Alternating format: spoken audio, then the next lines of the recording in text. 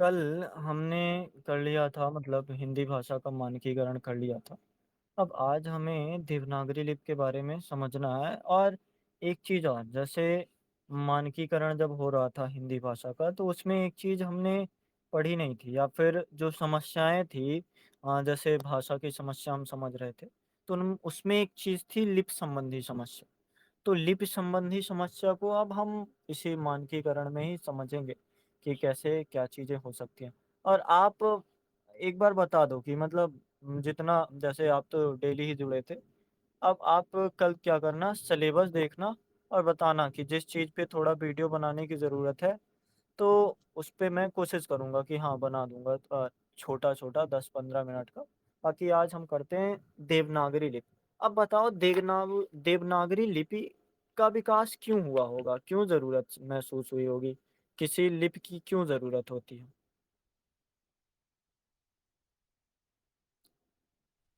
Sir इसको उतना अच्छा से नहीं पढ़ पाएगा क्योंकि सुबह ही चल गया था 2 बजे तक। अच्छा। कोई और बताए? लिपि की ज़रूरत क्यों पड़ती है? जैसे पहले भाषा होती है या फिर पहले लिपि होती है? पहले भाषा होती है सर। हाँ, फिर लिपि आती है।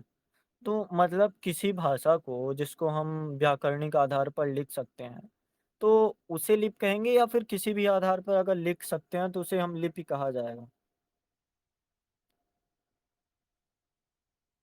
क्या लगता है? सर क्या सर? आप देखो, जैसे समझो कि सबसे पहले ब्राह्मी लिपि से शुरुआत होती है। तो वहाँ पे क्या होता था जैसे शिलालेख वगैरह में लिखा जाता था या फिर ताम्रलेख वगैरह में लिखा जाता था। तो वहाँ पे जो राइटर होते थे ना, तो आप देखोगे ब्राह्मी लिपि में अक्षर जो हैं अलग-अलग मतलब एक ही शब्द के लिए अलग-अलग अक्षर यूज़ होते हैं। जैसे रा के लिए एक लाइन का प्रयोग होता है और बहुत सी चीज़ें हैं जैसे ड के लिए ओ का प्रयोग होता है।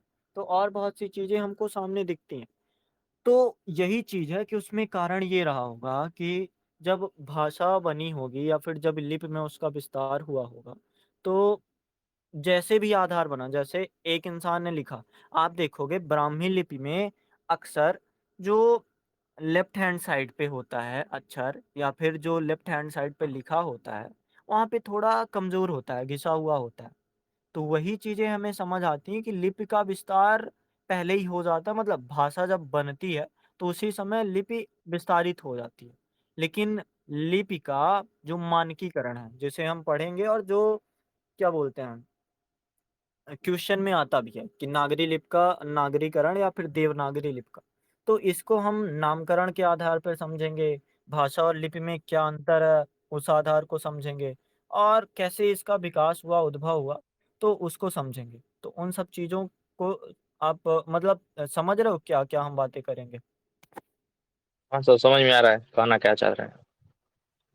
हाँ, तो अब देखो, ज़रा-सा समझो, लिपि कैसे बना होगा? सबसे शुरुआत में लिपि कैसे बनता होगा? कोई आइडिया है? नहीं नहीं, उतना आइडिया नहीं है सर। देखो, लिपि जैसे आप चित्रों में देखते होंगे, भीमबेटका हो गया या फिर कहीं और हो गया, तो पहले आकृतियों के माध्यम से चीज़ें समझाने का प्रयास किया होगा। जैसे एक इंसान हिरण को अगर मार रहा है, तो हिरण बना दिया, भाला बना दिया और हो गया कि एक इंसान हिरण को भाले से मार रहा है। तो वो चीज़ें पहले हमें चित्रित रूप से मिलती हैं। हम जब इससे गंधार शैली में पढ़ते हैं या फिर और भी बहुत सी शैलियाँ हैं, तो वहाँ पे चित्रित आधार पर या फिर आकृतियों के सहारे चीज़ों को समझाने की कोशिश की जाती है। लेकिन कुछ समय बाद जब उसका विकास हो जाता है या फिर जब वो अलग स्तर पर पहुँच जाता है, तो लिपि एक अलग रूप धारण कर लेती है। लिपि एक विस्तारित रूप धारण कर लेती है। उसमें चीज़ें हाँ, पिक्टोरियल फॉर्म मतलब ज़रा बताओ क्या बोलना चाहते हो?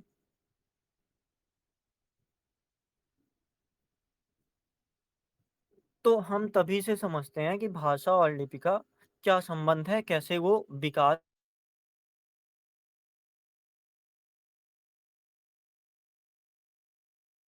हैं। हेलो, आवाज आ रही है? हेलो। आवाज आ रही है सर, आवाज आ रही है। हाँ, तो ये बोल रहा हूँ कि जो संस्कृत के लिपि संस्कृत भाषा लिखी जाती थी, तो उनमें बहुत अंतर था। और जो वर्तमान समय में देवनागरी लिपि संस्कृत में लिखी जाती है, वो थोड़ा अलग, मतलब हिंदी से मैच करती है। और भी बहुत सी भाषाएं हैं जिसको देवनागरी लिपि में लिखा जाता है। अब भाषा वाला लिपि में अंतर संबंध अक्सर यूपीएससी पूछता नहीं है ऐसे। और नागरी लिपि से 3-4 टाइप के क्वेश्चन पूछे हैं कि नागरी लिपि की क्या समस्याएं रहीं, क्या कमियां रहीं, और एक दो नागरी लिपि का मानकीकरण का विकास को आप समझाओ, ऐसे ही पूछता है। तो आप इसमें क्या समझोगे कि भाषा में ध्वनियां जो हैं शब्द रूप में व्यक्त होती है। अब जैसे संस्कृत से हम थोड़ा बात करते हैं। संस्कृत में जो पाणिनि ने विकास किया है, उसको कहा जाता है कि शिव के डमरू से जो ध्वनियाँ निकली थी, उन ध्वनियों को ही उन्होंने लिखा है। और उसको मतलब जो होता है ना, महेश्वर सूक्त, आ ई उण ऋ लि क ए ओंग ए ओ च ह य व र ट, तो ये सब उन्होंने डमरू की ध्वनि से ही अपने उस लिपि में, या फिर जब पाणिनि को व्याकरण का रचयिता माना जाता है, तो वो चीज़ें उन्होंने की। तो एक श्रव्य रूप से जब वो आकृत में आ जाए, जब वो मौखिक रूप में आ जाए, तो वो लिखित रूप में आने पर लिपि बन जाती है। तो इसको हम समझते हैं। अब बताओ कि भाषा का क्षेत्र सीमित क्यों होता है और लिपि का विस्तृत क्यों होता है?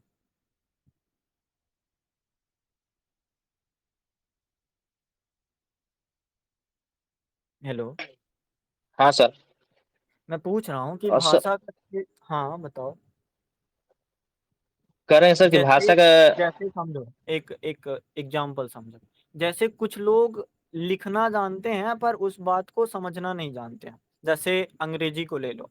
अंग्रेजी अक्सर हम जरूर लेते हैं, पर उसको करीब से समझते नहीं हैं, या फिर और भी बहुत से शब्द हैं, तो उनको हम समझ नहीं पाते हैं। तो ऐसा क्यों होता होगा?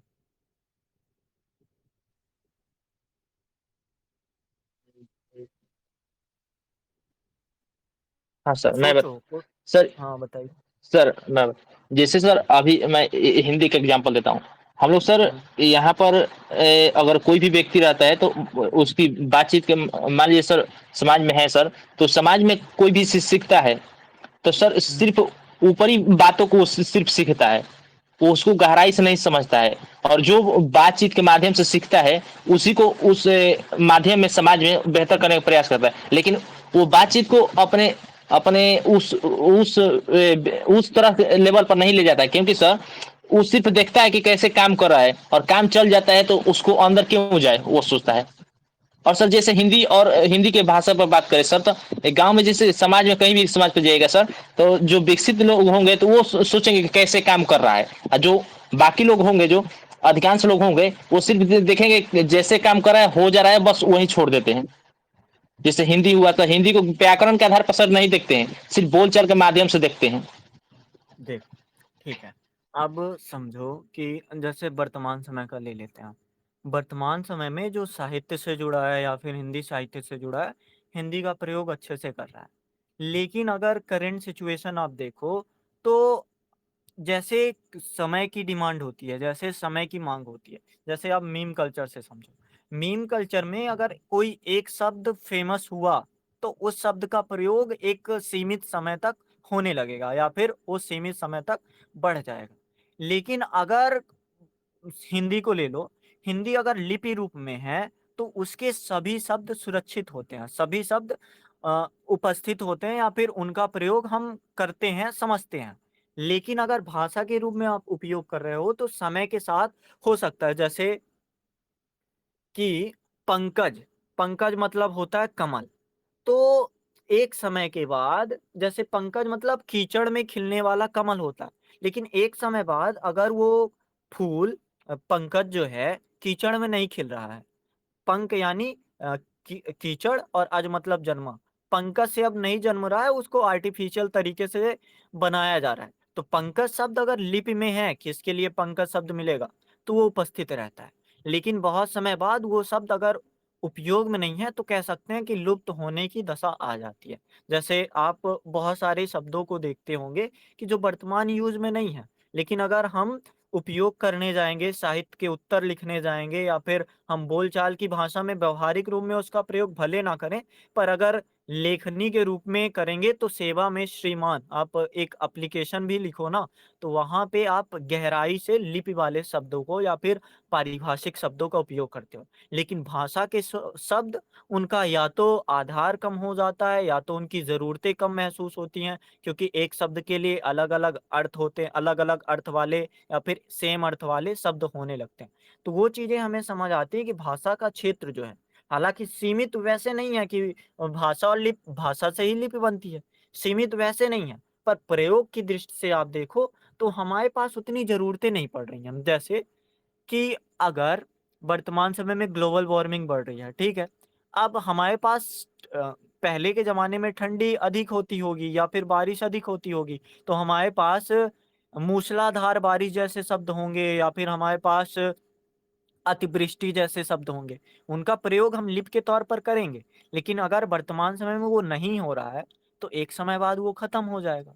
या फिर जैसे अभी प्रदूषण समझ लो, प्रदूषण शब्द बहुत ही चर्चा में है और हो सकता है कि 100 सालों बाद प्रदूषण अगर खत्म हो जाए, ना के बराबर हो जाए, तो जब हम बताने जाएँगे कि इतिहास में ऐसा था, तो लिपि के माध्यम से हम उस शब्द का यूज़ करेंगे, लेकिन वो व्यवहार में नहीं आएगी। और भाषा और लिपि में यही अंतर होता है कि भाषा व्यवहार में आती है।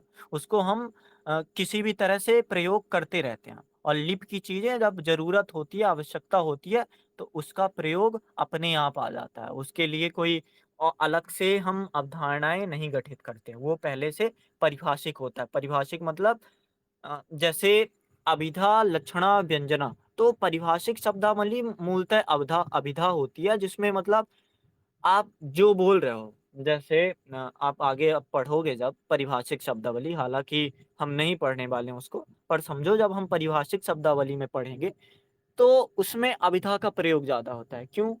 क्योंकि अगर पंखा है, जैसे उसमें उदाहरण था नोट्स में कि जैसे आप समझो कि सुबह सितारे दिखना या फिर दिन में ही तारे दिखना।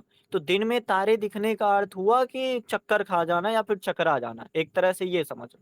लेकिन तारे दिखने का अर्थ तो दूसरा होगा, तो यानी लक्षणार्थ में यूज़ हुआ।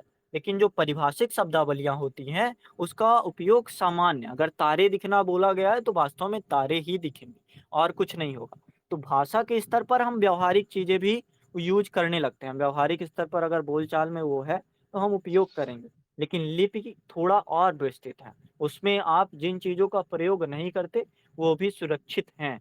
उनका भी आदर्श रूप बना हुआ है, वो हास नहीं हुआ है। तो आप ये समझो, जैसे आप महर्षि वाल्मीकि हो जैसे, ठीक है? या फिर कोई और हो, जिसने उपनिषद मान लो, उपनिषद गुरु के समीप बैठकर सीखा जाता था। तो उपनिषद में उनको एक भाषा सिखाई गई या फिर एक ज्ञान दिया गया। तो ज्ञान जब तक रहेगा, तब तक उसका प्रचार-प्रसार होगा, एक माध्यम से दूसरे माध्यम पे जाएगा। लेकिन अगर वो लिखा होता, उपनिषद हालाँकि बहुत कुछ लिखा भी है, तो अगर वो लिखा हुआ होता, तो वो और सुरक्षित होता। उसके अर्थ और सटीक से हम समझ पाते। तो वो होता है लिपि। और इसीलिए ज़रूरत होती है लिपि का मानकीकरण कि किस शब्द के लिए क्या-क्या मानक शब्द हैं या फिर मानक परिभाषाएँ हैं। समझ गए? हाँ सर। लेकिन अब मैं दूसरे उसका उत्तर गलती ही बता दिया था। अभी का समझ में आया। हाँ, अब देखो तीसरी चीज़ इसमें क्या हमें समझ आती है कि भाषा लिपि की तुलना में अधिक व्यापक है। ऐसा क्यों? ज़रा सोचो। अब मैं अभी उल्टा बोल रहा था, अब बोल रहा हूँ कि भाषा जो है लिपि की तुलना में अधिक व्यापक है। मैं सर अपनी भाषा में बताने का प्रयास करूँ। सर हुँ। भाषा जो है, भाषा हमेशा चलती प्रचलित रहती है, माने चलती रहती है। और अभी आपने सर बताया कि लिपि का जब उपयोग होता है, उसी का अंतर होता है जब उसका यूज़ होना चाहिए। हुँ। हाँ, सही कह रहे हो। जैसे आप समझो कि लिपि का प्रयोग या फिर आप जैसे देखते हो कि अगर आपको कोई फॉर्म भरवाना है या फिर अगर आपको कोई एप्लीकेशन लिखना है, जैसे समझो कि 12वीं या 10वीं में एप्लीकेशन लिखना होता था टीसी के लिए या फिर किसी और चीज़ के लिए। तो वहाँ पे आप परिभाषिक शब्दों का उपयोग करोगे, देवनागरी लिपि में जो मानक शब्द हैं, उनका उपयोग करोगे। लेकिन अगर आपको बोलना है जैसे कि खेलने चलोगे, तो हो सकता है आप उसके लिए कोई अलग शब्द भी उपयोग करते हो, कि खेलने के लिए एक अलग शब्द है, तो उसको अगर बोल दिया जाएगा या फिर संकेत कर दिया जाएगा, जैसे संकेत की भाषा से आप ऐसा कर दिया, तो भाषा तो सांकेतिक रूप में भी होती है। तो भाषा का जो रूप होता है वो बहुत ही व्यापक होता है। अगर कोई अनपढ़ इंसान भी है, अगर कोई पढ़ा इंसान भी है, तो वो एक दूसरे की भाषा को, एक दूसरे के आधार को समझ सकता है। लेकिन अगर कोई अनपढ़ इंसान है और कोई पढ़ा इंसान है, पढ़े लिखे पढ़े लिखे इंसान की लिपि अनपढ़ वाले को कम समझ आएगी और अनपढ़ वाले को कम बूझेगी पढ़े लिखे वाले की लिपि। तो उस चीज को हम समझते हैं कि एक साक्षरता का आधार जब तय किया जाता है, तो साक्षरता के आधार को हम देख सकते हैं कि अगर विस्तृत के आधार पर देखें, तो लिपि में काफ़ी हद तक विस्तृतीकरण है और भाषा सीमितता रखती है। उसका इतना दायरा नहीं है, हो सकता है कोई शब्द समय-समय पर खत्म हो जाए या फिर समय आने पर फिर से आ जाए। तो भाषा के साथ ऐसा होता रहता है, लेकिन लिपि में वो लगातार बरकरार रहता है। लेकिन अगर व्यापकता के आधार पर देखो, तो भाषा व्यापक मायना रखती है। भाषा में एक व्यापक अवधारणा होती है, जबकि लिपि ऐसा नहीं है। लिपि के लिए अगर सूरदास ने अद्वितीय काम किया, तो उसके लिए आप यही लिखोगे कि सूरदास ने अद्वितीय काम किया। लेकिन अगर बताना होगा तो आप जैसे बिहारी की भाषा में बोलोगे, तो या फिर आप मुंबईया भाषा में बोलोगे, सूरदास ने कड़क काम किया। अब कड़क वर्ड कोई खास नहीं है, या फिर कहोगे कि सूरदास का जब काव्य पढ़ता हूँ तो बिल्कुल मनमोह जाता है, या फिर उसके लिए आप कोई और भी शब्द यूज कर सकते हो। तो व्यापकता के आधार पर भाषा की का मतलब भाषा को व्यापक हम मायने में देख सकते हैं, लेकिन लिपि उतनी व्यापक मायने में नहीं समझ आती। तो हम दो चीजें देखते हैं, इसमें आप कंट्राडिक्ट मत करना कि लिपि जो है विस्तृत होती है, भाषा विस्तृत होती है, नहीं। व्यापकता और विस्तार दोनों अलग अलग बात है। विस्तार का मतलब आप समझ चुके हो, व्यापकता का भी आधार समझ चुके हो। जब आप उत्तर लिखोगे, तो हो सकता है कि आप और गहराई से उस चीज को समझो कि क्या है। आगे बढ़ा जाए। समझ गए? हाँ सर, सवाल हो तो आगे पूछ बोलिए। सकते हो। शब्द सीमित मात्रा में होता है, लेकिन भाषा विभिन्न प्रकार के शब्दों से बनती है। हाँ, जैसे देखो, भाषा में वायु के लिए 42 तरह के मानक हैं। अब अगर हम मानकीकरण करने जाएं, लिपि में उसको लिखने जाएं, तो हो सकता है हम 3-4 का प्रयोग करेंगे, उसके अलावा ज्यादा कोशिश नहीं करेंगे। और मूलतः एक का ही प्रयोग किया जाता है, एक के बाद परिभाषिक शब्दावली का मतलब यही होता है कि एक अर्थ के लिए एक शब्द ही हो। तो भाषा थोड़ी यहाँ पे सीमित होती है। लेकिन अगर लिप के आधार पर देखो, तो उसका जो बचा रहना होता है या फिर उसका सुरक्षित रहना होता है, वो हमेशा होता है। लेकिन भाषा में हो सकता है कोई शब्द लुप्त हो जाए, गायब हो जाए, या फिर जो शब्द गायब हुआ है एक समय बाद फिर से आ जाए। जैसे गानों का हम समझ सकते हैं, वर्तमान समय में कुछ हिंदी गाने हैं या फिर पुराने गाने हैं जिनको नया रूप दे दिया जाता है। तो वैसी ही चीजें। अब आगे देखो, लिपि ही किसी भाषा को उसके पूर्ण शुद्ध रूप या फिर वास्तविक रूप को सुरक्षित करती है। जो बात हमने समझी कि विस्तृत दायरे में क्या होता है, तो विस्तृत दायरा यही है कि आप उस चीज को अगर सुरक्षित रख पाओगे। जैसे कि अगर आपको 10 रुपए दिए गए और आपके पास एक गुल्लक है, ठीक है। अब आप गुल्लक में उसको 10 की नोट समझो, 10 की नोट को आपने गुल्लक पे रख दिया, तो हो सकता है कुछ समय बाद वो खत्म हो जाए। लेकिन अगर वो 10 रुपए, मतलब थोड़ा सा इकोनॉमी से जोड़ो, अगर वो 10 रुपए लगातार चलते रहेंगे या फिर चलायमान होंगे, तो हो सकता है वो 10 रुपए से काफी कुछ किया गया हो, एक इंसान द्वारा नहीं, 4-5 इंसान द्वारा किया हो। तो वही चीज होती है कि लिप भाषा को शुद्ध करती है और उसके वास्तविक रूप को सुरक्षित करती है। जैसे एक बात आपको याद आती होगी, तेल घिस के मतलब तैल का घिस के तेल हो गया और इसके कई व्यापक अर्थ हो गए। तो वही चीज होती है कि सुरक्षित आधार नहीं बचता, लेकिन अगर वो लिपि में होता है, तो उसका सुरक्षित रूप बचा होता है। फिर हम जानते हैं, जैसे तत्व।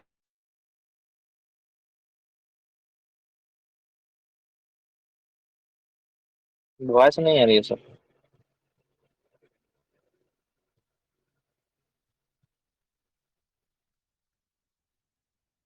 अब आ रही है? हेलो। हाँ, अब आ रही है सर। हाँ, तो मैं बोल रहा हूँ तत्व लिख के दिखाओ, तत्व। एलिमेंट जो हिंदी होते में हैं ना, सर। तत्व। हाँ, हिंदी में। या तो अगर टाइप ना हो पा रहा हो तो कॉपी में लिख के भेजो फोटो जल्दी से।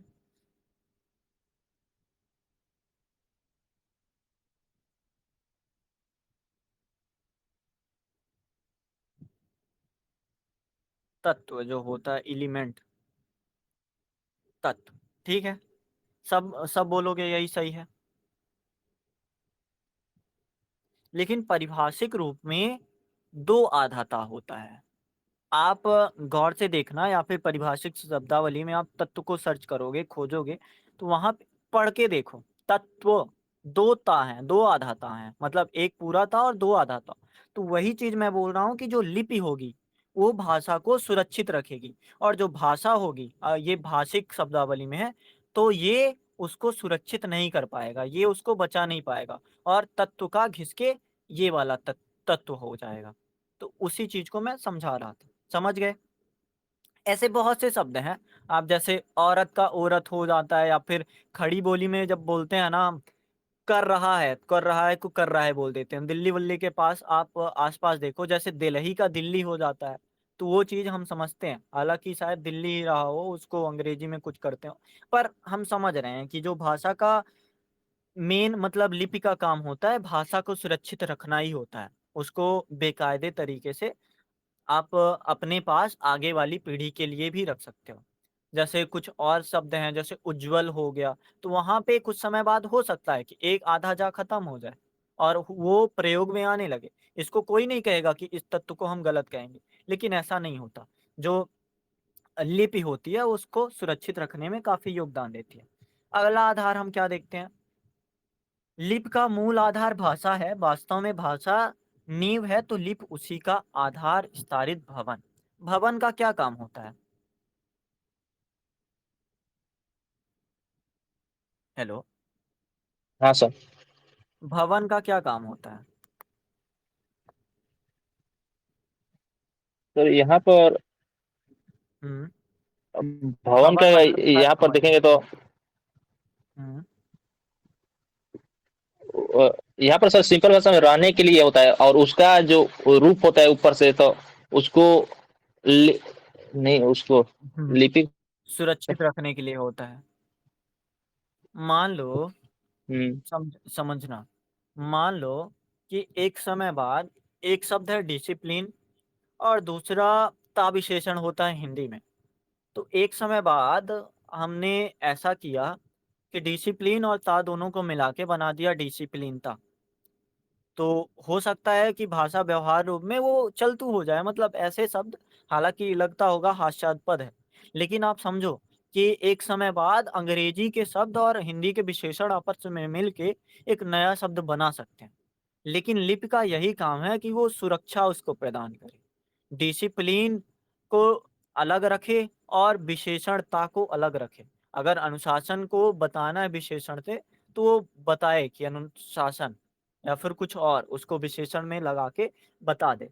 लेकिन अगर वहीं पे भवन नहीं होगा, उसको हम, जैसे वर्तमान समय के डिजिटल दौर में आप देखोगे कि अक्सर भाषा के कई शब्द आपस में घुल मिलकर एक क्या बोलते हैं उसको, विकार भाषा बना देते हैं, या फिर कहें कि अपभ्रंश समझते हो ना, भ्रष्ट रूप बना देते हैं भाषा का।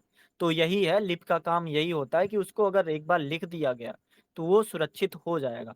तो भाषा वास्तव में मूल आधार है, आधार मतलब नींव समझ लो, बेस, और भवन की तरह लिपि है जो उसको सुरक्षित किए हुए है।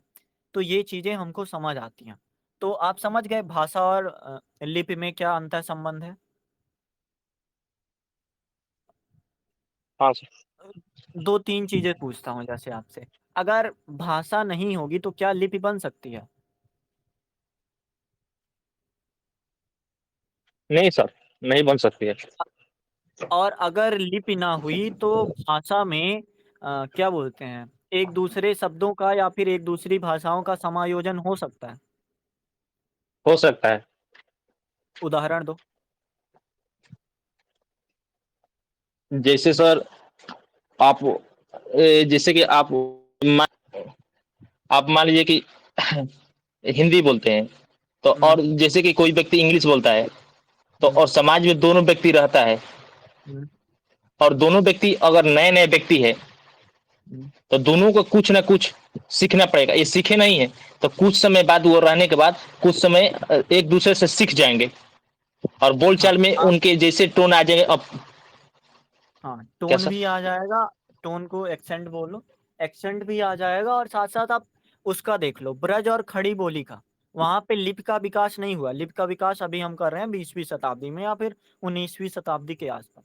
तो लिपियाँ नहीं थी, तो 2 भाषाएँ आपस में मिलने लगी थी, दक्खनी हिंदी और खड़ी बोली। दोनों में मेल-मिलाप होने लगा था, एक फ़ारसी के साथ मिलने लगी थी, ब्रज का आधा-आधा रूप लेके वो फ़ारसी के साथ मिल जाती थी, वो दक्खनी हिंदी बन जाती थी। हिंदुस्तानी भाषा में क्या किया गया, हिंदी की संकीर्णता हटाई गई, उर्दू की दुरूहता हटाई गई और एक नया लिपि नहीं थी, सिर्फ़ बोलने के आधार पर, प्रचार-प्रसार के आधार पर उसको कहा गया कि आप इस चीज़ को यूज़ करो, इस चीज़ का प्रयोग करो। तो ये चीज़ें दिखती हैं और जैसे अभी मैं बोल रहा हूँ या फिर जैसे आप बोल रहे हो, तो अक्सर क्या होता है कि भाषा के साथ कुछ शब्द फिसल कर चले आते हैं, अंग्रेजी शब्द के फिसल के चले आए, जो मतलब पता नहीं चल रहा है मुझे कि चले आ रहे हैं या फिर फ़ारसी शब्द चले आ रहे हैं। तो वो एक तरह से ऐसा बन जाता है आधार कि उसको हम समझते हैं और जब लिपि बन जाती है तो आधार भले व्यावहारिक रूप में फिसल कर चले आए। भले अभी भी दिल्ली वगैरह के क्षेत्र में या फिर राजस्थान वगैरह के क्षेत्र में अभी भी उसी तरह से प्रयोग होता हो, अभी भी कर रहा है कर रहा है, होता होगा। लेकिन अगर लिखेंगे दिल्ली वाले लोग भी, तो उसे लिपि के आधार पर ही लिखेंगे। तो ये चीज़ें हमें समझ आती है। अब हम बात करते हैं डायरेक्ट देवनागरी लिपि का उद्भव की, कि कैसे इसका विकास हुआ। तो उद्भव से पहले हम ज़रूरत समझ लें। तो सबसे बड़ी ज़रूरत तो यही समझ आती है कि 2 भाषाओं में घुल-मिल जाती है और हो सकता है कि जैसे एक समय बाद वो भाषा खत्म हो गई। जैसे ब्रज भाषा कितना अधिक विस्तार था। जब हमने क्लास 5 की थी, तो वहाँ पे हम समझ रहे थे कि बंगाल वाले भी बोल रहे थे, राजस्थान वाले भी थे, बिहार वाले भी थे, नीचे वाले भी थे और बीच सेंटर यूपी तो था ही। तो वो हमें दिखता है। फिर 19वीं शताब्दी में हमने एक लाइन देखी कि जितना तेज़ी से खड़ी बोली का विस्तार होता है, उतना ही तेज़ी से ब्रज का ह्रास होता है। तो इसका क्या कारण रहा होगा? कि लिपि नहीं थी ब्रज भाषा की या फिर लिखा भी होगा, साहित्य लिखे गए होंगे, तो उनका मानकीकरण नहीं था। यही हुआ होगा या फिर सबसे बड़ा कारण तो हिंदी का था, खड़ी बोली जो विकास कर रही थी, उसके कारण है या फिर जो आस-पास के क्षेत्रीय लोग थे, उसी भाषा का यूज़ करने लगे थे। साहित्य की भाषा बन गई थी, राजनीति की भाषा बन गई थी, भौगोलिक आधार उसको मिल गया था या फिर एक उद्देश्य मिल गया था। तो एक तो ये कारण था और दूसरा कारण था कि लिपि तो थी, हालाँकि उसे देवनागरी में ही लिखा लिखा जाता है अभी भी, लेकिन फिर भी उसकी कोई विशेष लिपि कह सकते हैं जैसे कैथी लिपि हो या फिर ब्राह्मी लिपि हो, अगर उस टाइप की लिपि होती तो अभी जैसे अंग्रेजी देख लो, अंग्रेजी का भारत के साथ मेल-मिलाप हुआ, लेकिन उसकी अपनी अलग लिपि है, तो उसका एक रूप हम देखते हैं। नहीं तो हो सकता है कि अगर उसकी लिपि ना होती, तो हम भी उसे देवनागरी में मिलाकर काम चलाने लगते। मतलब ये बहुत दूर की बात कह रहा हूँ, फिर भी समझो जैसा ब्रज के साथ हुआ। खड़ी बोली नई भाषा और बोलने में आसान थी। हाँ, मतलब एक आधार बना कि खड़ी बोली जैसे विकसित हुई, तो वही जो ब्रज भाषा निभा रही थी, ब्रज भाषा का जो कार्य था, वो कार्य धीरे-धीरे छूटने लगा और उसी के कारण दिक्कत हो गई। लेकिन अगर ब्रज के शब्दों का चलो केवल शब्द ले लें, केवल ब्रज के शब्द अगर मानक रूप में उपस्थित होते, तो क्या ब्रज भाषा या फिर ब्रज के शब्द हम गायब कर देते इतने जल्दी? जैसे अवधी के कुछ शब्द देख लो। पिया या फिर और भी बहुत से शब्द हैं। ये गायब नहीं हो पाए। क्यों नहीं हो पाए? क्योंकि ये मानकीकरण में उदाहरणार्थ या फिर पर्यायवाची के रूप में अक्सर यूज़ किए जाते थे। साहित्य द्वारा या फिर जैसे कवि थे, उनके द्वारा, लेखक थे, उनके द्वारा या फिर मुहावरों में जो लोकोक्तियाँ मिलती हैं, उनके द्वारा। तो कुछ शब्द बचे हुए हैं। ब्रज के भी बहुत से शब्द बचे ही हुए होंगे। देशज शब्द बचे हों या फिर जो मेल होके बना हो नया शब्द, वो भी बचे ही होंगे। तो यही हमें समझ आता है कि देवनागरी लिपि का जो उद्भव होता है वो ज़रूरत महसूस होने पर होता है कि भाषा का विस्तार तो हम कर देंगे 18वीं शताब्दी में, 19वीं शताब्दी में, 1800 से में बना देंगे फोर्ट विलियम कॉलेज। लेकिन अगर गिलक्राइस्ट नहीं कहेंगे कि एक व्याकरण भी लिखना चाहिए, नहीं तो ये भाषा भूल जाएँगे और जैसे ही भाषा भूलेंगे, फिर हमारे लिए मुश्किल हो जाएगा केरल में ईसाई धर्म को प्रचार करना। आप सोच के देखो, केरल में हिंदू धर्म, ईसाई धर्म और शायद मुस्लिम है या फिर सिख धर्म। 3 धर्म की फ़ोटो एक फ्रेम में लगी होती है। तो इसका कारण क्या हुआ होगा? लिपिकरण। वहाँ तो तमिल होती है, वहाँ तो तेलुगु होती है। उन्होंने ईसाई का कैसे समझ लिया? उन्होंने मुस्लिम का या फिर हिंदू का कैसे समझ लिया? तो उसका कारण यही होता है कि लिपि का जो विकास हुआ, ये विकास लोगों ने सोचकर अगर गिलक्राइस्ट ने बोला कि आप लल्लू लाल को बोला कि आप कृष्ण लीला से संबंधित काव्य लिखो। तो उसका कारण यही था कि लोग धर्म के आधार पर जुड़ना ज़्यादा पसंद करते हैं। तो लिपि का उद्भव हम समझ रहे हैं 1800 से अगर आप समझना चाहो तो अक्षरात्मक रूप में दिखने लगा था हमको। किसी भी भाषा का धीरे-धीरे ही ह्रास और विकास होता है। हाँ, 1800 में जैसे एक सवाल आएगा कि देवनागरी लिपि का विकास के क्रम को समझाते हुए टिप्पणी लिखो। तो आपको शुरू से ही बताते चलना है कि ऐसे-ऐसे कंडीशन बनी थी कि जो हिंदी थी या फिर खड़ी बोली थी, वो व्यापक तौर पर तो आधार रख ली थी, लेकिन लिपि स्तर पर वो विकास नहीं कर पा रही थी। लोग धर्म के आधार पर विकास करते थे। हाँ, धर्म के आधार पर। जैसे ना सिर्फ ईसाई धर्म, बल्कि जो आर्य समाज थे, ब्रह्म समाज थे। आप सोचो पंजाब का जो इंसान है, वो हिंदी में यूज़ कर रहा है। पंजाबी को छोड़ के हिंदी को यूज़ कर रहा है अपने धर्म का प्रचार करने में या फिर बंगाल का जो इंसान है, दयानंद सरस्वती मान लो, तो वो बंगाली छोड़ के हिंदी का यूज़ कर रहा है, तो धर्म के नाम पे हो गया। राष्ट्रीय आंदोलन बढ़ा था, तो वहाँ पे जितने भी कवि थे, लेखक थे या फिर जो गांधी जी ले लो, टंडन जी ले लो, ये सब यही भारतेंद्र जी स्वयं बिहारी क्षेत्र के हैं। लेकिन हो गया, उनको समझ आया कि भाषा आमजन की खड़ी बोली है, तो इसलिए इसका उद्भव होना चाहिए। तो आप टाइम पीरियड के हिसाब से अपने नोट्स में फिक्स कर लेना कि 1800 में क्या-क्या हो रहा है, 1850 में क्या-क्या हो रहा है, 1900 में क्या हो रहा है। जैसे इसमें लिखा है कि पहले तो ब्राह्मी लिपि में 2 स्वरूप चलते थे, दक्षिणी ब्राह्मी, उत्तरी ब्राह्मी। ब्राह्मी लिपि ज़रा भी आपने कहीं देखा है? फ्री टाइम में मैं सिखाऊँगा ब्राह्मी लिपि कैसे लिखते हैं थोड़ा-थोड़ा, मतलब जब कॉलेज कर रहा था। कहीं कहीं तो पढ़ा है तो सर कहीं? हाँ, मेरी बात हुई थी आपसे, आपने पढ़ा होगा थोड़ा। तो हाँ हाँ, अब फ्री सर टाइम में मेरे कभी को हम करेंगे, मतलब एक नहीं सर, आप टाइम मेरे पास के लिए। हाँ, बोलिए? सर आप मेरे को सिखाने वाले भी थे, पहले ही बताए थे कि आप मेरे को सिखाएंगे। हाँ, सिखाने तो वाला था पर ठीक है, ज़रूरत नहीं समझ आई तो अब आगे देखते हैं। तो ब्राह्मी लिपि 2 तरह से बँटी, दक्षिणी ब्राह्मी, उत्तरी ब्राह्मी। दक्षिणी ब्राह्मी से द्रविड़ परिवार की लिपियाँ आईं और उत्तरी ब्राह्मी से गुप्त काल में गुप्त लिपि विकसित हुई। ये साधारण प्रयोग में टेढ़े-मेढ़े अक्षरों से प्रयुक्त होती थी। जैसे रा के लिए सीधी लाइन होती थी, डा के लिए एक चतुर्भुज की तरह होता था और का के लिए एक तीर का निशान जैसे होता था, तो बहुत से शब्द ऐसे थे सामान्य से। और जो अक्षर होते हैं या स्वर होते हैं, उनके लिए भी ज़्यादा प्रतीक चिन्ह नहीं थे, टेढ़े-मेढ़े थे। तो कुटिल लिपि 2 प्रकार से विकसित हुई, उसके क्या बोलते हैं, कश्मीर के जो पंडित थे, शारदा लिपि वगैरह। तो आप समझो कि जब एक लिपि बगल में चल रही है, तो वहीं से विकास लेते-लेते जो शारदा लिपि थी, उसे ही प्राचीन नागरी लिपि कहा जाने लगा। और आधुनिक आर्य भाषा जैसे हिंदी हो गया, गुजराती हो गया, मराठी हो गया, बांग्ला हो गया। इसके बारे में हम सिर्फ़ इसलिए बात कर रहे हैं कि यूपीएससी 1-2 सवाल दे देगा। लिपि के नाम पे पूछ लेगा, जैसे मराठी पूछ लेगा कि मराठी लिपि के बारे में आप क्या समझते हो? या फिर मराठी देवनागरी लिपि मराठी भाषा की लिपि को समझाइए। जैसे पिछली बार पूछा था आला गायन की भाषा, 10 नंबर का टिप्पणी लिखना हो। तो थोड़ा-सा हम दिमाग में रख सकते हैं कि हाँ, ज़्यादा दूर की बात नहीं है। अगर वहीं से विकसित हुआ है, तो पास की बात होगी और कर लेंगे उसको। अब नामकरण की बात पे आते हैं। आप इसको 7वीं शताब्दी और जो सम्राट हर्षवर्धन जो नोट्स में लिखा है उसको पढ़ना, मैं कोशिश करूँगा एक और भी कुछ अवेलेबल करा दूँ जिससे कंटेंट थोड़ा और रिच हो जाए। अब बात करते हैं नामकरण की।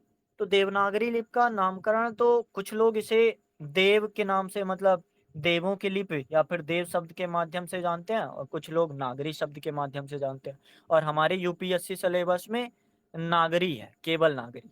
नागरी लिपि का मानकीकरण, नागरी लिपि का प्रचार-प्रसार, नागरी लिपि का विकास। देवनागरी शायद नहीं यूज़ हुआ है, आज तक तो नहीं हुआ है, पर अगर यूज़ भी हो जाए तो कोई दिक्कत नहीं है। या फिर अगर बोले कि नागरी और देवनागरी क्या है, कैसे अंतर हम समझें, तो आप बताने में ज़्यादा कोताही मत करना, नामकरण के आधार पर ही है। जैसे पाली का जब हमने किया था ना, 5 नाम मिलते थे या फिर 5 तरह की धारणाएँ थी, तो वैसा ही है, कुछ ज़्यादा अलग बात नहीं है इसमें। तो धर्म संबंधी साहित्य का प्रणयन हुआ कुछ विद्वान इस नामकरण की व्याख्या नागरी शब्द के माध्यम से करते हैं। तो ये शब्द पढ़ लेना, ज़्यादा कुछ ज़रूरी मुझे नहीं समझ आ रहा है और ना ही आज तक पूछा है, तो आप उसको समझो। अब डायरेक्ट आते हैं विशेषताओं में, कि क्या विशेषताएँ हो सकती हैं। तो एक लिपि की क्या विशेषता रही होगी? एक लिपि की क्या विशेषता रही होगी कि उसे अपना लिया गया हो? जैसे सबसे पहले आपने एक सवाल देखा होगा, प्रेस की क्या भूमिका रहती है?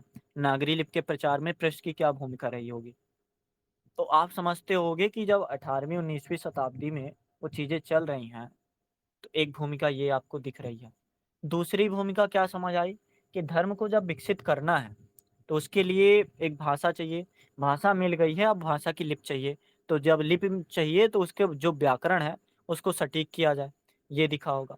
राजनीतिक कारण हमने समझा ही, और कल भी जैसे भाषा को विकास के कारण हमने समझा, तो वही भाषा के विकास के कारण लिपि के भी विकास के कारण बन जाते हैं कहीं न कहीं से।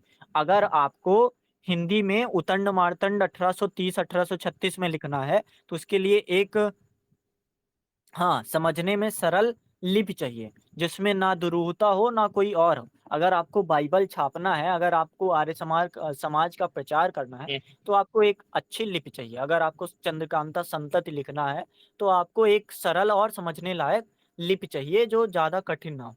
हालाँकि हिंदी थोड़ी कठिन कह सकते हैं, अलग-अलग प्रकार के चीज़ें इसमें दिखती हैं। हाँ, देवनागरी, सॉरी। देवनागरी लिपि में अलग-अलग प्रकार की चीज़ें दिखती हैं, तो इसकी विशेषताएँ दिखती हैं। एक ध्वनि को व्यक्त करने के लिए एक चिन्ह हो। जैसे अगर ऊ को व्यक्त करना हो, आप अंग्रेजी में चले जाओ थोड़ा। अगर आपको ऊ व्यक्त करना हो तो एक उसके लिए ओ है, एक उसके लिए यू है, और कभी-कभी साइलेंट कर दो तो भी बोल दो, या फिर ऊ है भी तो भी साइलेंट कर दो, अलग-अलग चीज़ें हैं। लेकिन अगर आप नागरी लिपि में आओगे, देवनागरी लिपि में आओगे, तो ऊ के लिए केवल ऊ ही है और कुछ नहीं है। या तो आप ज़ोर से बोलोगे, क्या बोलते हैं, महाप्राण के साथ, तो महाप्राण हालाँकि नहीं बोलते, उसको संघोष बोलते हैं और अल्पघोष बोलते हैं। तो आप सघोष के साथ बोलोगे तो उसके लिए बड़ा ऊ है, अल्पघोष के साथ बोलोगे तो उसके लिए छोटा ऊ है।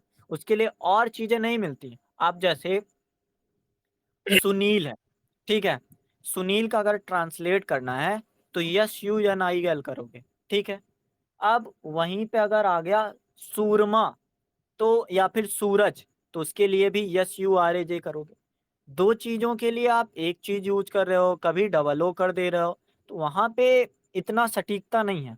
तो एक विशेषता हमको ये मिल गई। अगर क्वेश्चन आता है कि आप लैटिन लिपि और नागरी लिपि की तुलना करो, तो तुलना करके ही हमें सीखना है, और तुलना करेंगे तो बहुत आसानी से सीख जाएँगे। ये वाला समझ गए कि एक ध्वनि व्यक्त करने के लिए एक चिन्ह होगा।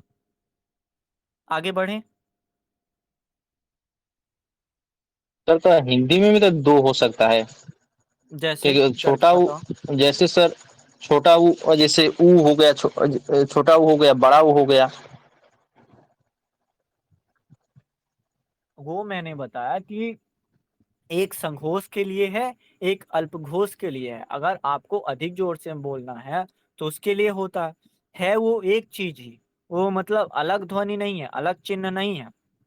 आप देखो, चिन्हों में लगभग समानता सी है, लेकिन आप ओ और यू का देखो, दोनों में विभिन्नताएँ हैं। कैसे वो एक से हो सकता है?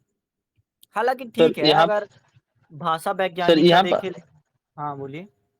सर यहाँ पर भी देख सकते हैं, जैसे हर्षऊ, ये सोनू हुआ, हर्षऊ हो गया, कभी दुर्गा हो जाता है, तो दोनों में यू, सोनू में यूए लगता है। आप अंग्रेजी को लेके मत देखो, आप सिर्फ हिंदी को देखो। अंग्रेजी का हम अलग से तुलना कर रहे हैं कि आप जैसे कैट देखो, या फिर अ, एस से जो शब्द शुरू होता है, उसको हम सी से उच्चारण कर देते हैं या फिर का से उच्चारण कर देते हैं। स्टमक, लास्ट में सी एच है, तो स्टमक कह दिए। लेकिन कहीं कहीं पे CHEIF, चीफ हो गया, तो उसको चा से शुरू करते हैं। तो कहीं पे का से शुरू कर रहे हो, कहीं पे चा से शुरू कर रहे हो। उच्चारण तो उसका एक ध्वनि के लिए अलग अलग चिन्ह यूज कर रहे हो ना आप।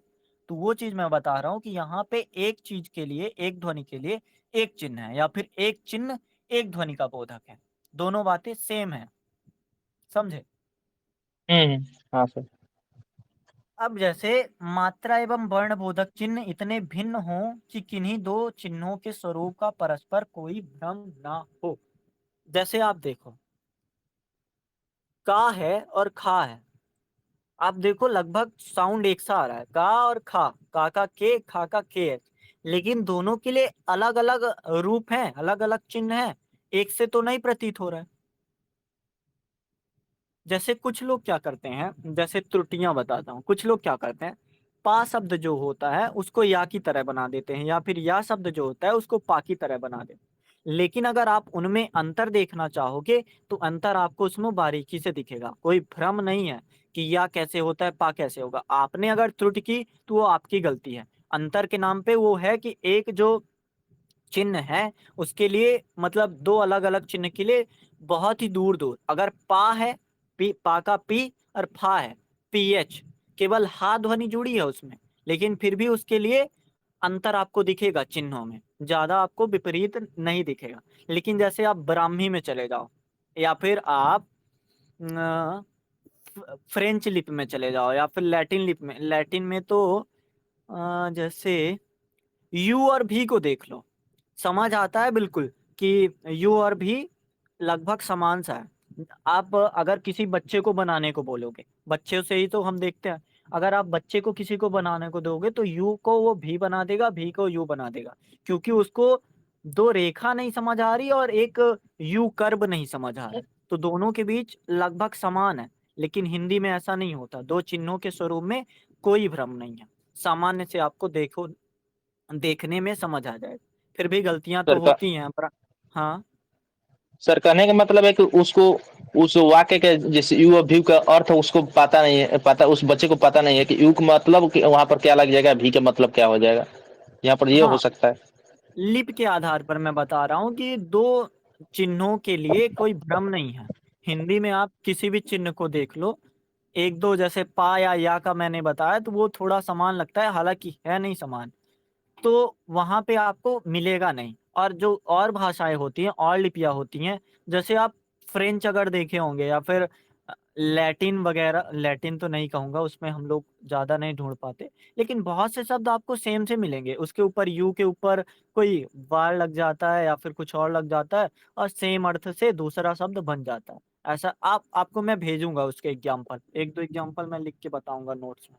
तब आगे आते हैं। सर, चिन्ह सुंदर और कलात्मक होने के साथ-साथ आधुनिक लेखन और मुद्रण के यांत्रिक साधनों के लिए सरलता से अपनाए जा सके। ये तो मतलब वैसी विशेषता हो गई कि कुछ था नहीं, तो यही बता दिया।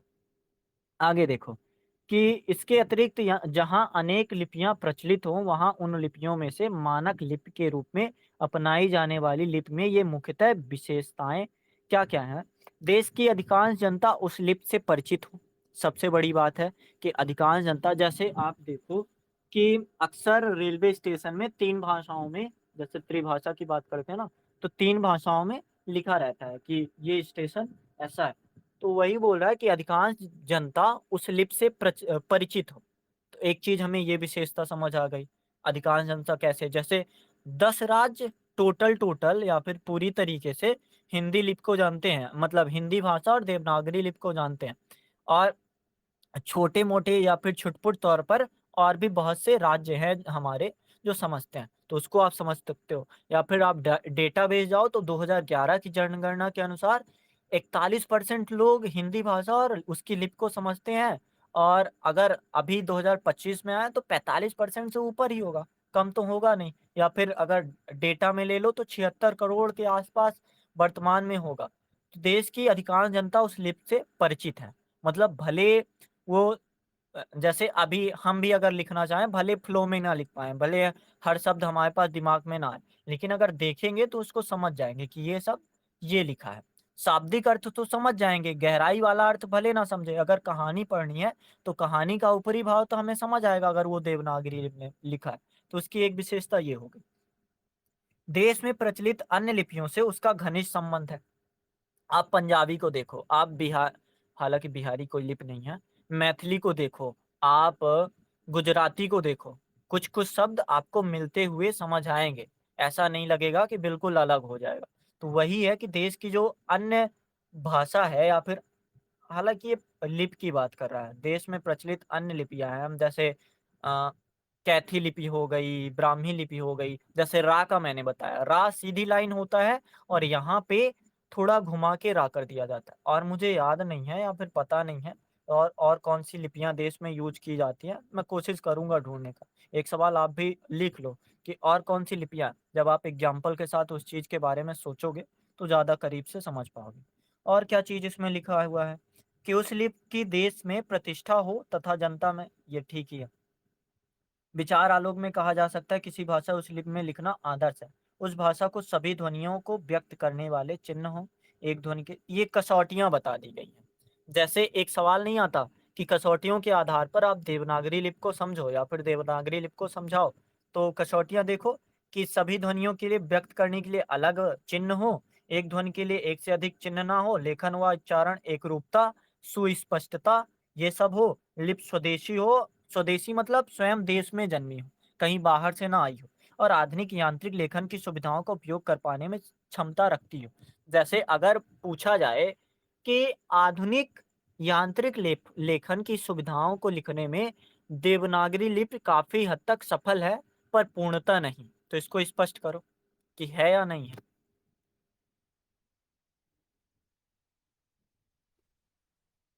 सर निमन से सुन नहीं पाया, इधर कुछ कर रहा था। मैं ये बोल रहा हूँ कि अगर बोला जाए कि आधुनिक यांत्रिक लेखन की सुविधाओं का उपयोग कर, जैसे टाइपराइटर हो गया, कीबोर्ड हो गया या फिर कुछ भी मान लो, चैटिंग कर रहे हो मान लो, तो वहाँ पे या फिर और भी बहुत सी चीज़ें होती हैं, मुझे बस इतना ही पता है, प्रेस वगैरह हो गया।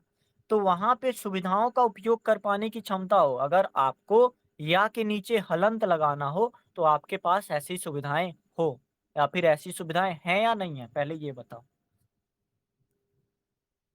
अभी के अनुसार सर देखें तो हिंदी में वैसी सुविधाएँ हैं, लेकिन कठिनाई तभी भी आती है। कठिनाई आती है ना? हाँ सर। लेकिन अगर आप अपने टाइपराइटर में देखोगे ना, तो आपको अलग-अलग तरह की जैसे मैं दिखाता हूँ स्क्रीनशॉट करके। हिंदी, अब यहाँ पे देखो, 1 सेकंड जस्ट वेट।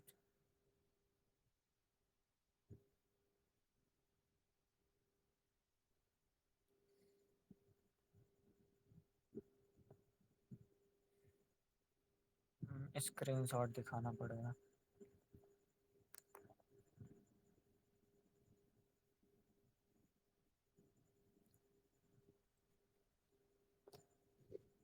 आप बताओ, यांत्रिक रूप से हम सक्षम हैं इस स्लिप को लिखने के लिए? अगर मुझे हलंत लगाना हो, री लगाना हो या फिर अनुनासिक हो, चंद्रबिंदी हो या फिर ड़ा के नीचे बिंदी लगाना हो, तो उस चीज़ के लिए हम सक्षम हैं या नहीं? सक्षम तो हैं, हाँ, पर फिर चलतों भी में नहीं।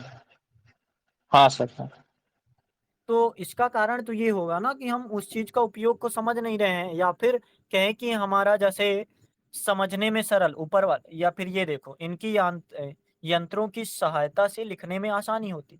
तो हम उस चीज़ के लिए वैकल्पिक चीज़ उपयोग कर ले रहे हैं। अंग्रेजी के लैटिन शब्दों को हम हिंदी के शब्दों में समझ कर उस चीज़ को बताने में काफ़ी सक्षम हैं कि ये चीज़ें हैं। हम समझ रहे हैं कि हाँ, ज़्यादा दिक्कत होती नहीं है। तो अगर कसौटियों के आधार पर आप इस लिपि को तौलोगे, तो आपको समझ आ जाएगा कि हाँ, इतनी कोई ख़ास दिक्कत नहीं है। अब ये देखो, ब्राह्मी लिपि परिवार से देवनागरी लिपि निकली। तो जैसे अगर सवाल आता है कि देवनागरी लिपि और किसी देवनागरी लिपि भारत की मुख्य भाषाओं की लिपि है, इसकी विशेषताएँ और कसौटियाँ बताओ। तो एक लाइन जो जोड़ा ना कि भारत की विशेष भाषाओं की लिपि है, तो उसमें आपको बताना पड़ेगा कि जैसे बंगाली लगभग 8% लोग 11 की जनगणना के अनुसार बोलते थे, गुजराती 6% के आसपास है, ओडिया हो गया, गुरमुखी हो गया, उत्तर भारत में कैथी हो गया, मोडी हो गया, शारदा हो गया। तो ये सब लिपि का उपयोग करना अगर देवनागरी लिपि से जुड़ा हुआ है, तो आप थोड़ा-सा बताओगे? इंट्रोडक्शन में बताओ या कंक्लूजन में बताओ या फिर मेन पार्ट में बताओ, आपको थोड़ा बताना ज़रूरी हो जाएगा। और कौन-सी लिपियाँ हैं जैसे तमिल की अलग लिपि है। तो एक सवाल अभी मैंने पूछा था ना कि देश में प्रचलित अन्य लिपियों से उसका घनिष्ठ संबंध हो। तो अगर आप तमिल देखोगे, हालाँकि तमिल का बिल्कुल संबंध नहीं है, मैं नहीं कहूँगा। किसी का भी संबंध नहीं मिल रहा है, लेकिन उर्दू के लहजे का संबंध मिलता है, सिंधी के लहजे का संबंध मिलता है, मणिपुरी और कंकोड़ी, संथाली, बोडो भी मान सकते हैं, बोडो जैसे देवनागरी ही है।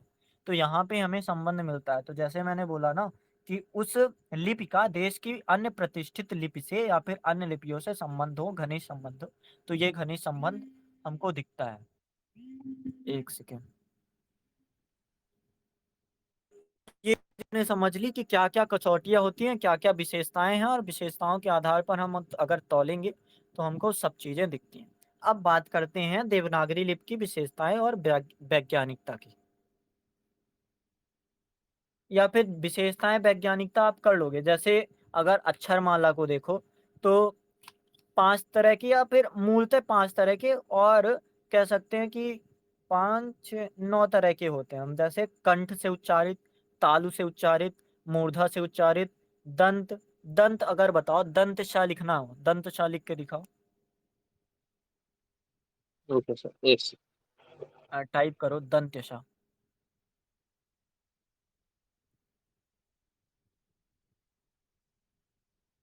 ये कौन सा सा है, ये बताओ पहले। ये कौन सा सा है जो मैंने भेजा? सर, मुद्दानी सर। हाँ, मूर्धन्य ष। तो ये चीजें होती हैं दंत, ओष्ठ और नासिका। उसके बाद क्या होता है, कंठ तालु। कंठ और तालु दोनों के मिला के उच्चारण होता है, जैसे ए और ए। कंठोष्ठ मतलब कंठ और ओठ को मिला के होता है, आ, ओ, आओ। दंतोष्ठ मतलब दांत और ओठ से क्या मिला के होता है, वा। सिर्फ वा का उच्चारण, जो वकील वाला वा होता है ना, तो उसका उच्चारण। तो ये सब हम इसकी क्या बोलते हैं, वैज्ञानिकता को देखेंगे। और वैज्ञानिकता ज़्यादा कठिन नहीं है। या तो आप एक दिन फ्री टाइम में जब भी फ्री हो तो कोशिश करना कि कंठ से जो शब्द आप लिख बोलोगे तो उनको किनारे लिख लेना। तालु से जो बोलोगे उनको लिख लेना। मूर्धा से जो बोलोगे उनको लिख लेना। फिर चेक करना क्या जो आपने बोला है सही होगा। लगभग आप 80 से 90% आप सही कर जाओगे। 1-2 गलत हो सकता है कि आपको पता ना हो कि ओठ से बोले जाते हैं या फिर दाँत से बोले जाते हैं। समझ आएँगे। जैसे दाँत से बोले जाने वाले शब्द ता, ता जो है ये हमारे उसमें टच हो रहा है, जिह्वा में टच हो रहा है, तो समझ आएगा। तो आप एक दिन कोशिश करना। तो वैज्ञानिकता में ज़्यादा कुछ नहीं है।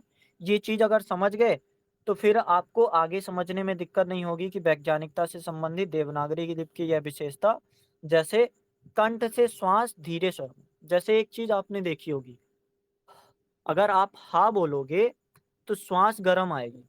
लेकिन अगर आप ओ बोलोगे तो साँस ठंडी आएगी। तो वो चीज़ें, ये थोड़ी-थोड़ी वैज्ञानिकता के आधार पर आप पढ़ना और उसको आप प्रयोग करके पढ़ना। जैसे नागरी लिपि की दूसरी विशेषता यह है कि इसके अक्षरों के नाम तथा इनके लिखित एवं उच्चारित रूप में भिन्नता नहीं है, जैसे कि अन्य लिपियों में है। रोमन में जैसे मैंने यू का बताया, ऊ, ऊ की जगह भी यू होता है, और यू की जगह भी ऊ होता है। या फिर द्वित्व हो जाता है, डबल, ओ का डबल हो जाना हो।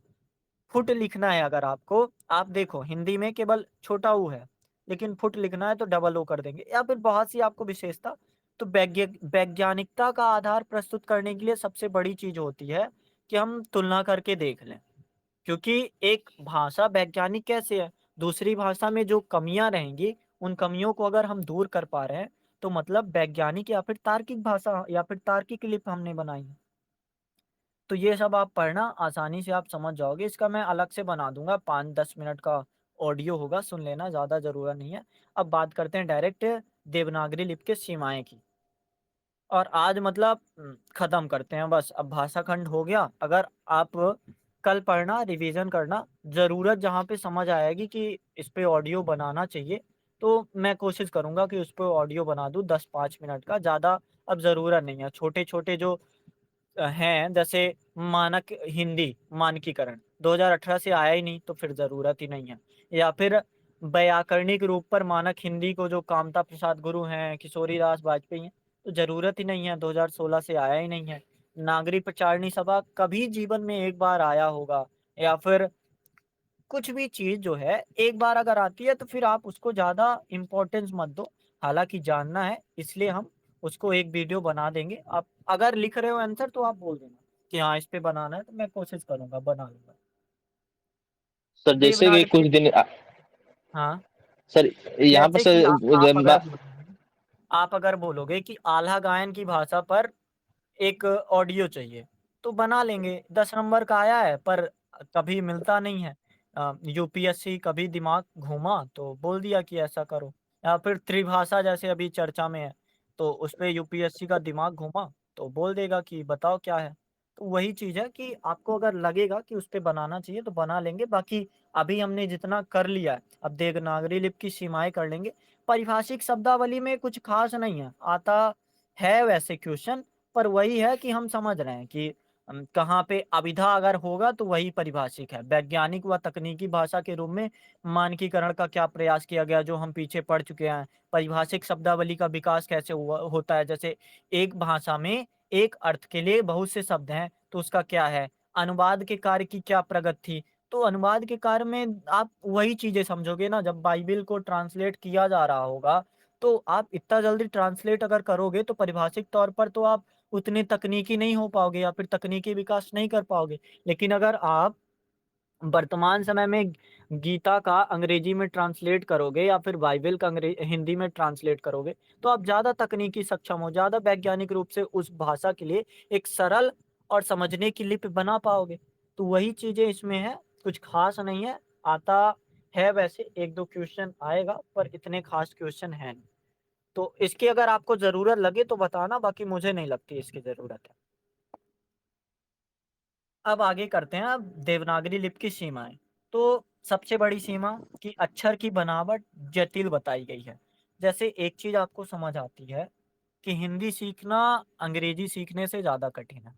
तो यही कारण है, एक तो अक्षर की जटिलता और वर्णमाला में इतने 13 स्वर आसपास और 59 के आसपास व्यंजन होना। तो ये चीज़ हमें समझ आती है कि इसको जटिल बनाता है या फिर कठिन बनाता है। अब छोटे बच्चों का सबसे बड़ी चीज़ होती है कि आप अगर 2 साल 3 साल का बच्चा है, मतलब ये मैं वैज्ञानिक तरीके से बता रहा हूँ। तो उसकी जो कलाई होती है, कलाई में कुछ हड्डियाँ विकसित नहीं हुई होती हैं, और विकसित वो खेलने से होती हैं या फिर कुछ कर्म करने से होती हैं। लेकिन अगर आप उसको डायरेक्ट बोलोगे कि आप छा-छतरी बनाओ, तो वो हड्डी जब तक विकसित नहीं होगी तो छा-छतरी को वो भी ता-त्रिशूल बना देगा या फिर ता-तरबूज बना देगा। तो वही चीज़ होता है कि बच्चों के लिए ये कठिन होती है या फिर बच्चों के मस्तिष्क पर ये बोझ जैसे होती है। तो एक चीज़ तो हमें ये समझ आई। दूसरा क्या है, कुछ भाषा वैज्ञानिक के अनुसार वर्णमाला बहुत ही लंबी है। तो अब ये बताओ आप, अभी हम देख रहे थे कि हर एक ध्वनि के लिए अलग-अलग अक्षर हैं, अलग-अलग संकेत हैं। तो जब हर एक ध्वनि के लिए अलग-अलग अक्षर, अलग-अलग संकेत आप यूज़ करोगे, तो विस्तृत नहीं हो जाएगा। अगर आप राम को बताने के लिए अलग शब्द यूज़ कर रहे हो और सर्वनाम यूज़ ही नहीं कर रहे हो, बार-बार राम, राम ही बता रहे हो, तो उसके लिए तो फिर आपको मतलब कठिनाई होगी। तो वही है कि वर्णमाला इतनी लंबी हो गई है कि उससे चीज़ें दिक्कत करती हैं, या फिर अक्षरों का द्वित्व हो जाना, अक्षरों के नीचे अथवा ऊपर लगने वाले चिन्ह, जैसे व्यंजन तो है ही, आप अंग्रेजी में देख लो, ए है, बी है, सी है, डी है, ई है, एफ है, कोई दिक्कत नहीं। लेकिन अगर ई लिखना होगा तो पहले तो ई लिखो, फिर ऊपर एक मात्रा, अगर बड़ी ई है तो मात्रा लगाओ। अगर अ, कुछ और समझो, जैसे कितना है, तो पहले का, ता और ना 3 व्यंजन लिखो। ना के बगल में आ अक्षर लगाओ जो बड़ा आ की मात्रा होती है, का के ऊपर ई की मात्रा। तो ये चीज़ हमें कठिन दिखती है। फिर क्या है, जैसे कहाँ पे दिक्कत होती है, तो टाइपिंग में दिक्कत होती है। जैसे अभी हम देख ही रहे थे, आप बोल ही रहे हो कि टाइपिंग में दिक्कत होती है, तो हाँ, समझ रहे हैं कि 1 सेकंड।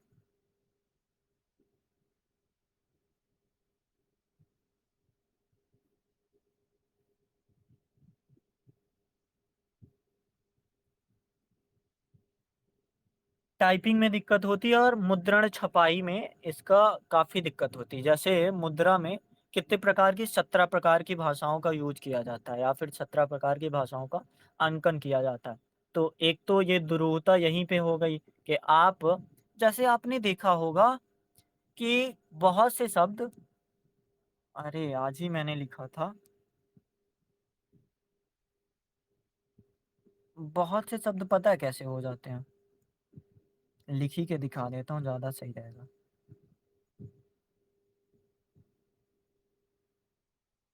जैसे ये मात्रा आ जाती है और इसके बाद अक्षर होते हैं, या फिर पहले मात्रा आ गई, मात्रा जैसे ई की मात्रा हो गई ना, तो मात्रा के बाद अक्षर आता है।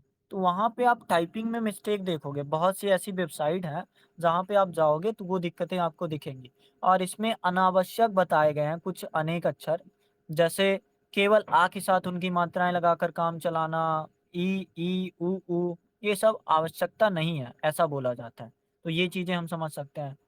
और क्या है, सिरोरेखा का प्रयोग अनावश्यक है। सिरोरेखा समझते हो?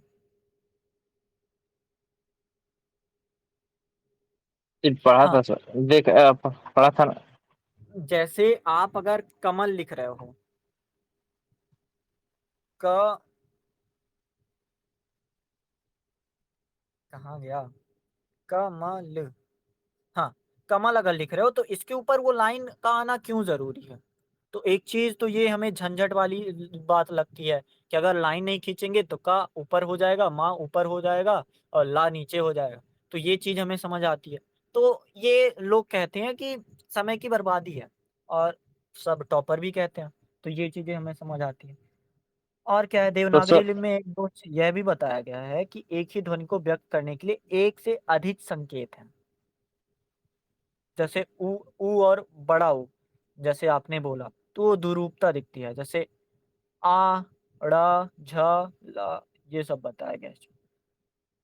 तो इसकी दुरूपता दिखती है। आ है, बड़ा आ भी है। ड़ा है, उसके लिए ना भी है। झा है, उसके लिए जा भी है। ला है, उसके लिए, ला के लिए क्या है, देखूँगा इसको क्या है ला के लिए। तो ये चीज़ें हमें दिखती है। इसमें 16 प्रकार की सीमाएँ दिखाई गई हैं। आप उसको थोड़ा एक-एक बार पढ़ना तो समझ जाओगे। और अब कुछ ख़ास बचा नहीं है। देखो, क्या-क्या बचा है देवनागरी लिपि का मानकीकरण। इसमें एक है व्यक्तिगत प्रयास, एक संस्थागत प्रयास। तो आप संस्थागत प्रयास में यूपी एरिया की है, तो उत्तर प्रदेश सरकार ने क्या किया? काशी नागरणी प्रचार सम्मेलन ने क्या किया? जो गांधी जी का था हिंदी साहित्य, शायद गांधी जी का, हाँ, हिंदी साहित्य सम्मेलन ने क्या किया? या फिर नागरी लिपि सुधार समिति ने क्या किया? वैयक्तिक मतलब प्रयास में तिलक जी ने क्या किया है? या फिर शारदा चरण ने क्या किया? आप थोड़ा-थोड़ा उनके बारे में पढ़ लेना। सावरकर ने क्या किया? आप जैसे चैट जीपीटी से या फिर गूगल से कहीं से भी पढ़ोगे तो आपको ज़्यादा इसमें दिक्कत नहीं होगी। जैसे अभी हम पढ़ रहे थे ना कि रहीम दास ने, कबीर दास ने क्या योगदान दिया है। तो अगर देखो ज़रूरत पड़ती है, भारतेंदु हरिश्चंद्र पढ़ेंगे ही हम, महावीर प्रसाद द्विवेदी पढ़ेंगे ही हम। तो वहाँ पे थोड़ा-थोड़ा पढ़ लेंगे कि महावीर प्रसाद द्विवेदी क्या योगदान देते हैं, या फिर गोरख अगर इनका पढ़ेंगे, सिद्धनाथ साहित्य पढ़ेंगे, तो वहाँ पे देख लेंगे गोरखनाथ क्या योगदान देते हैं। तो ये सब हम समझेंगे आराम से, संस्थागत प्रयास में देख लेंगे। और कुछ सुझाव भी दिए गए हैं जो वर्तमान समय में संकेत के आधार पर दिए जाते हैं। तो इसके बारे में मैं एक ऑडियो बना दूँगा, ज़्यादा इसकी दिक्कत नहीं है। बाकी आपको और कहीं अगर समस्या लगे तो बताओ। जैसे हिंदी भाषा का वैज्ञानिक एवं तकनीकी विकास, एक क्वेश्चन आएगा। क्या क्वेश्चन आएगा? मानकीकरण का प्रयास पूछेगा, परिभाषिक शब्दावली पूछेगा, या फिर रूपात्मक त्रुटियां पूछेगा, और हिंदी के टंकण मतलब अंकड़ में क्या तकनीकी चुनौती आती है, ये पूछेगा। तो इसके लिए तो आप बिल्कुल मतलब वर्तमान समय में देख ही रहे होगे कि अगर अनुवाद करना है तो उसके लिए क्या-क्या समस्याएँ हो सकती हैं, क्या-क्या तकनीकी चीज़ें हो सकती हैं। कंप्यूटर, यांत्रिकीकरण, कंप्यूटरीकरण, application software, data processing, AI कैसे मदद कर सकता है, इसको आप थोड़ा सोचना। टाइपिंग की क्या समस्याएँ हैं जो कीबोर्ड में आती हैं, सॉफ्टवेयर की क्या समस्या है, या फिर इंस्क्रिप्ट की से क्या समझता है। अगर आप बोलो तो कल एक क्लास और कर लेते हैं, जैसा कहो। मुझे ज़रूरत नहीं लगती क्योंकि आता नहीं। जैसे कहो आप।